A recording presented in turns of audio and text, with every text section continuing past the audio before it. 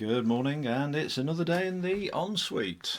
Tea mug, and it's quite a nice day outside. Well, it was. Right, timberwork day.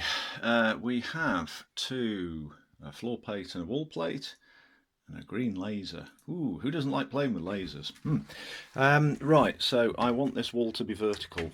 Little spirit level probably isn't going to do it, so we'll use something that is inherently correct, and that is.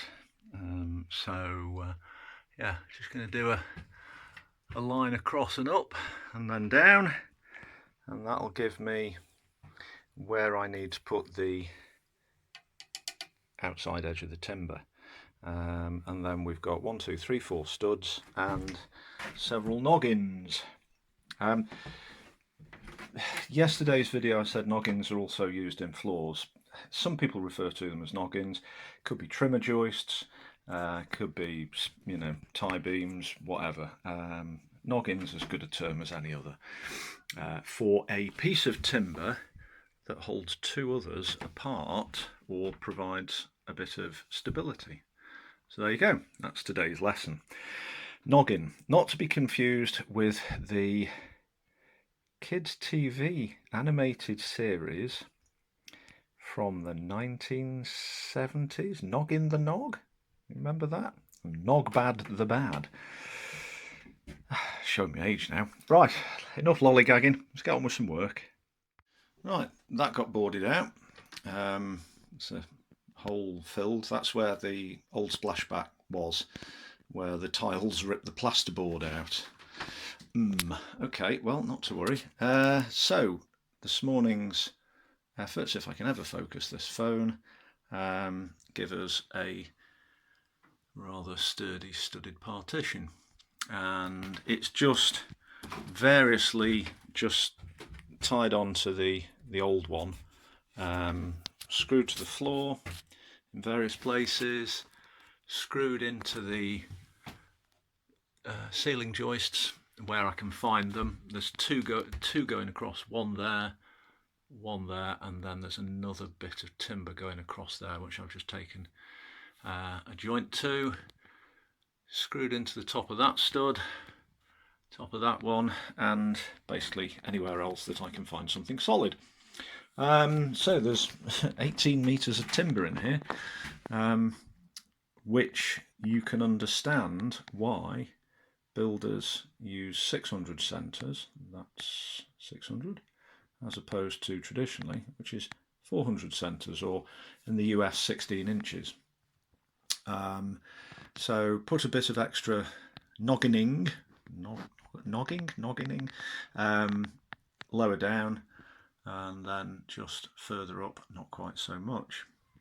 There was a discussion earlier, which one of the householders doesn't yet know about, that when we decorate the bedroom, which is the other side of that wall, that we might open this up internally to provide some shelf space or an inset display case for glassware or whatever, with some lights above. So that's an option for the future. So what I've done is made it so that it can be dismantled easy. So those noggins would get unscrewed.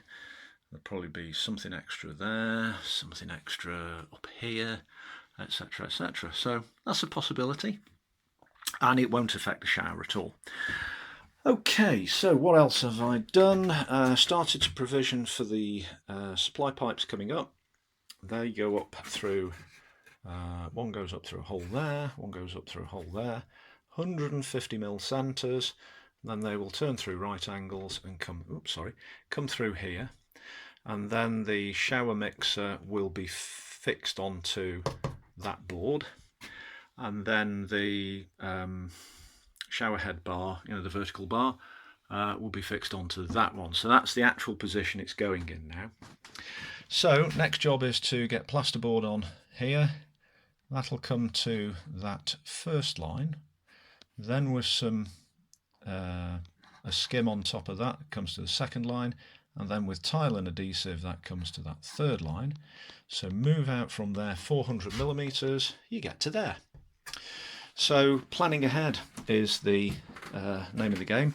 When I've done that, I can skim that wall, get that done. Probably take those pipes out, but I'll need access to, there's a joist here, and those pipes go along the top of this one and through. So I'm going to need access there. I'm just going to have to be careful how I drill into that, because I don't want to break anything. Yeah, what I might do is a slot, sort of like there, and then put a couple of support battens over it. It doesn't really matter, because there's going to be the shower base on here on top of a piece of OSB like that, which will be here to distribute the load more evenly. So, so there we go. That's progress this morning. That's what we're going to be doing this afternoon, and I'll show you how it turns out later. Okay, thank you. Push fit plumbing, my favourite. Right, end of day. We have a plasterboard, a sheet of plasterboard. That went on nicely. Cut it in two because basically a full sheet of plasterboard, I wouldn't be able to get it in here, not round all the corners that I've got to go round to get in here. So cut it in two, it's not a problem. A few more screws, but that's by the by. Water supply pipes, focus, they're gone. They're there. Just terminated temporarily, excuse me, just overnight. Hopefully there won't be any leaks. I do not like reusing joints. I'm sure there are people that say it's perfectly fine, but yeah, okay. Don't know how, well, I know how old it is. I don't know its history, but I haven't got, in this instance, any HEP 2.0 fittings. I don't use them, so I haven't got any. But it should be all right for tonight, and the owner will check periodically during the evening. But what we have is some holes and slots, well, almost, for where the new pipes will go, and they'll come out of there with a stop end on. You can't see it, but the shower waste has gone as well. That's now under there with a lazy bend coming round, and that's ready to go to wherever it needs to go to over there. Excuse me a sec. One coughing fit later. Yeah, sorry, I want to get the sacrificial base down there, so that I can get the shower base on top of it, and that will be good. We'll get some insulation back in those walls. I'll put solid insulation in there because it's just easier, and then the rock wool that I took out can go in there, because it does sound like a bit of a drum when you tap the walls, and we don't want that. So there we go. Sort of fiddly sort of day, but that's worked out all right, and I'll catch up with you tomorrow. Thank you very much for watching.